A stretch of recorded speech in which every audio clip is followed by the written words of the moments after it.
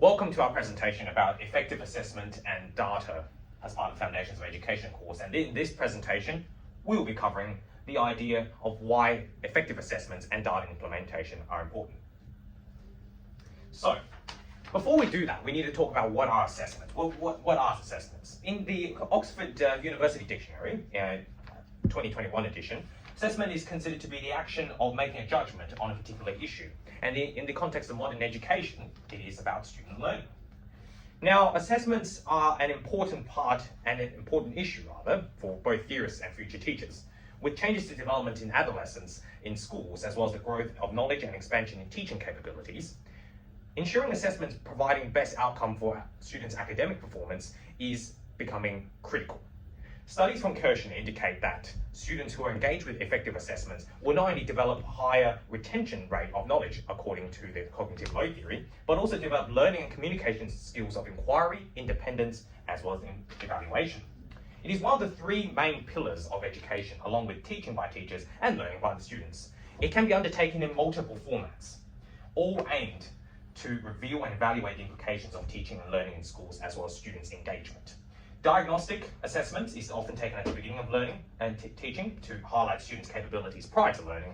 Formative is taken during learning, is non-conclusive, and it's used to evaluate student engagement and teaching progress. Summative is at the end, which demonstrates purely on the student's academic outcome based on a quantitative score, even though it also possesses qualitative meanings, all of which are really important in that measurement. Now, here's Phi with the next segment. So what actually makes for good and effective assessment?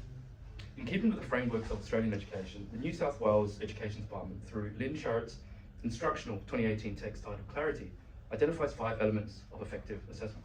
The first is establishing learning intentions. The second, creating success criteria.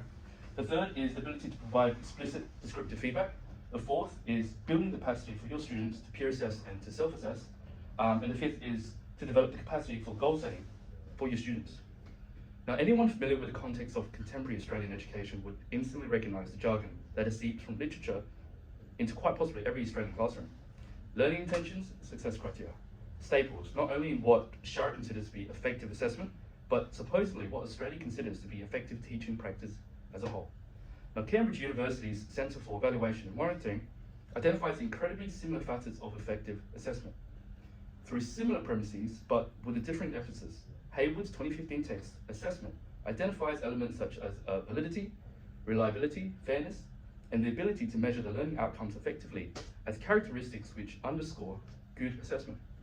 I think the overarching point here is that good assessment is, by all measures, 1, well considered, 2, intentional, and 3, measurable by the facilitator.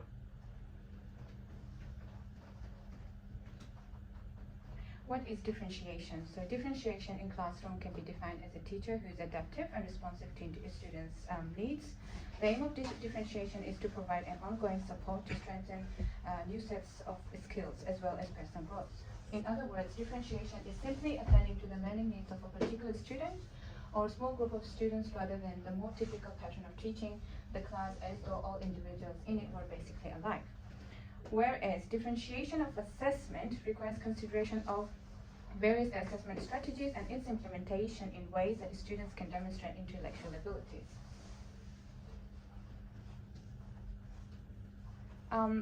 So differentiation of assessment planning in classroom involves teachers to provide different assessment strategies to accommodate students' varying learning needs, interests, and abilities.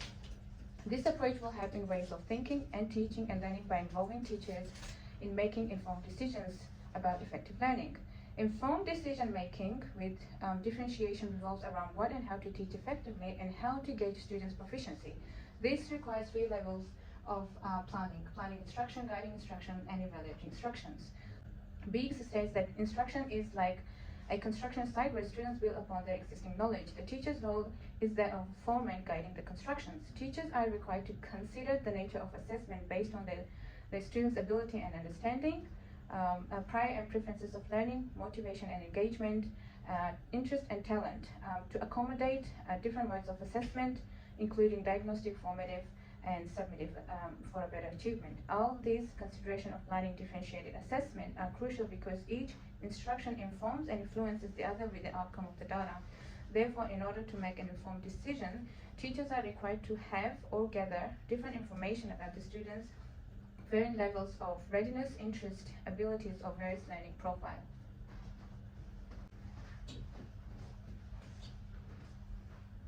Part of any effective assessment is looking towards how to improve, and data in line with that is a tool that can be used.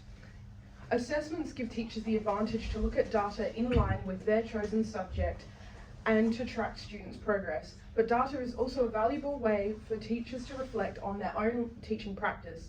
Similarly, it has given way to what is called a measurement culture within Australian education.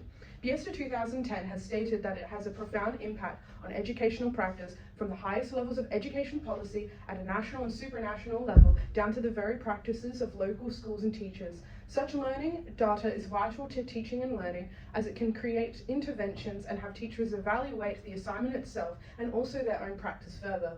This has given way to the learning-driven data in the formative assessment cycle. An example of this is with how Timothy Bibbins, an English teacher, softly recorded his data and reflected on the terminology of the assignment itself in relation to how the rubric could be altered or changed to increase this refinement of students' work.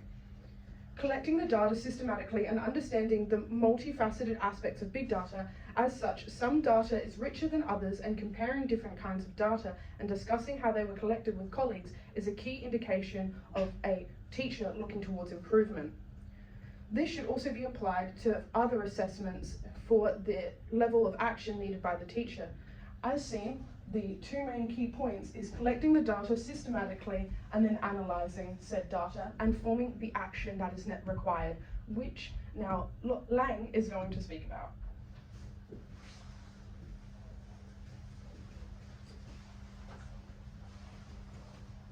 So which now comes to the implementations of formative assessment, implementation of assessment, which formative assessment take a major role into it.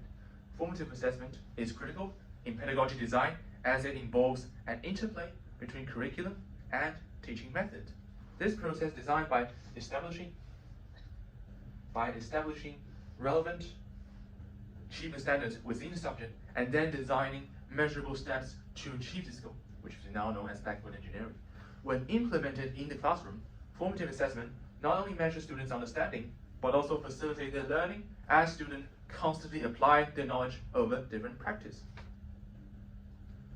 The assessment is loosely based on Piaget's theory of cognitive development, which is evident in the design of most indoor learning activities. These activities are performance-based, emphasizing students' autonomy and initiative when engaging with different topics.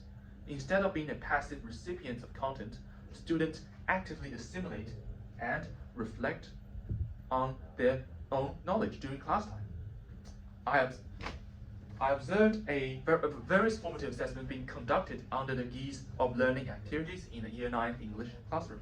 In this process, everything students do while engaging with the topics is being assessed, and they have the opportunity to acquire task-related skills incrementally through different learning activities. However, we cannot ignore the fact that an overemphasis on formative assessment may lead students to become complacent and not put their full effort into it. Moreover, the learning process may be prolonged and ineffective if students fail to complete formative assessment on time. So in conclusion, we believe that assessment is a very important part, but more importantly, effective assessment is important in order to drive up student engagement that in turn achieves the goal of getting students to enhance academic performance. And in the process, differentiation, data, and implementation plays an important role in achieving this. For more references, you may refer to these following sources. In the meantime, thank you for watching.